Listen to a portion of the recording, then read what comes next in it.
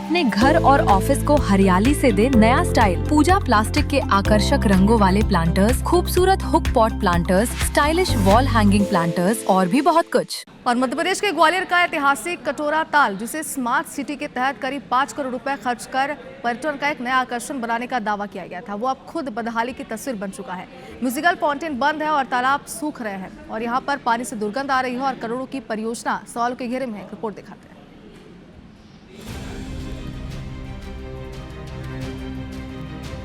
सिंधिया राजवंश के दौर में बने ऐतिहासिक कटोरा ताल को संवारने के लिए स्मार्ट सिटी परियोजना के तहत लगभग 5 करोड़ रुपए खर्च किए गए।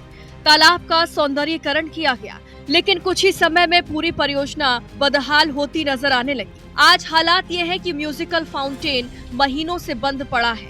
तालाब का जलस्तर घट चुका है, पानी से दुर्गंध उठ रही है, कई जगह गंदगी दिखाई दे रही है। जिस परियोजना को शहर की पहचान बनाने का दावा किया गया था, वही अब लापरवाही और खराब रखरखाव की मिसाल बन गई है। प्रदेश के ग्वालियर शहर के स्मार्ट सिटी के काम जो भी हुए हैं वो कहीं ना कहीं सवालों के घेरे में है। हम इस समय मौजूद हैं कटोरा ताल पर और आप देखेंगे कि बदहाली का शिकार किस तरह से हो रहा है। लगभग 5 करोड़ की राशि इस पर खर्च कर दी गई, लेकिन आप देखेंगे कि 6 महीने से यहाँ पर काई जमी हुई है। और देखेंगे कि बीच में जो पॉइंट्स लगा रखे हैं वो लेजर शो के हैं, जो अब पूरी तरह से बंद हो गए। हालात तो बहुत ज्यादा बेकार होते जा रहे हैं।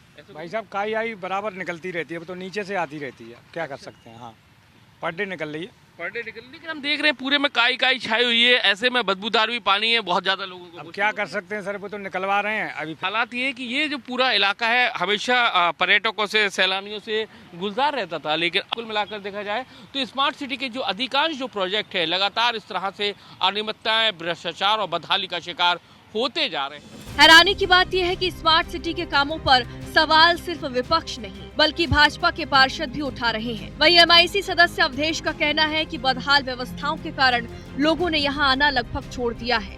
उनका आरोप है कि करोड़ों रुपए खर्च होने के बावजूद परियोजना का लाभ जनता को नहीं मिल रहा।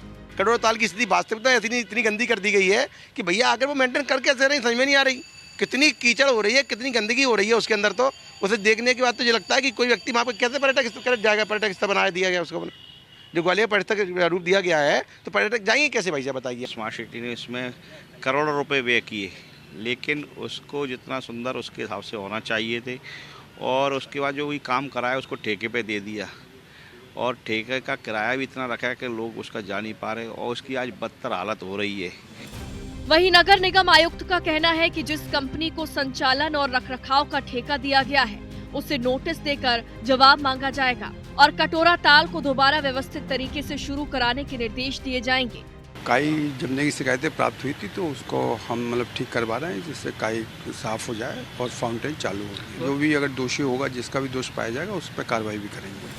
बहरहाल करोड़ों खर्च करने के बाद अगर परियोजनाएं कुछ ही सालों में दम तोड़ दें, तो सवाल सिर्फ सिस्टम पर नहीं, जवाबदेही पर भी खड़े होते हैं। अब इंतजार इस बात का है कि कटोरा ताल फिर से संवरता है या फिर करोड़ों की ये परियोजना बदहाली की मिसाल बनकर रह जाती है।